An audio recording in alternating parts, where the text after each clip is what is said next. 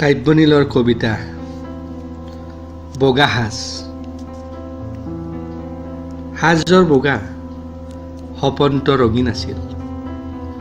মোৰ আইৰ বগা সাজযোৰ দেখিলে সেৱতাৰ সেন্দুৰকণ ভাহি উঠে।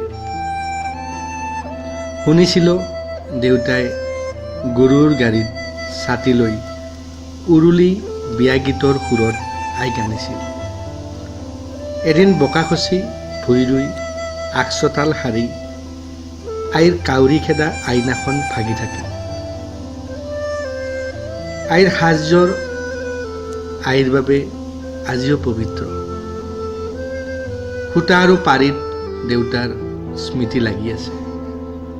নিজে নাখায় আলফুলে নিচুকনি গীতৰ সুৰত গা পিহি ৰাজকোঁৱৰৰ সাধু কৈ কাণ খোৱাৰ কথাৰে টোপনিত লালকাল হোৱা কথাবোৰ সহজে জানো পাহৰিব পাৰি? আইৰ এটাই সপোন, সন্তানৰ মুখৰ হাঁহিত ঘৰখন জীপাল হ'ব, হাঁহিত হাঁহি ফুটিব। আই মোৰ এটা শব্দ নহয়, এটা জীয়া শৰীৰ। আই সকলোৰে বাবে একেই মৰমীয়া। মোৰ আই মানে তোমাৰ আই, তোমাৰ আই মানে মোৰ আই। একেই আই যাৰ জাতি ধৰ্ম ভাষা নাই। আইৰ চকু পানী মই চাব নোৱাৰোঁ, বৰ নিদাৰুণ।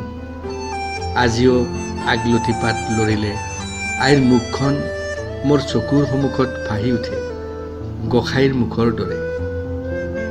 আমি সকলোৱে আইৰ কোলাতেই ডাঙৰ হ'লোঁ। টকা পইচা পদ পদবী আৰু উচ্চাকাংক্ষাত তেনে আইক আমি কেনেকৈ নিৰাশ্ৰয় কৰোঁ, যাৰ মাত আৰু চকুৰ দৃষ্টিত আমি জীৱনৰ বাটত থিয় ডঙা দি খোজ দিবলৈ শিকিলোঁ। আজিও শান্তিৰ শুভ্ৰ সাজযোৰত লাগি আছে স্মৃতিৰ গোন্ধ।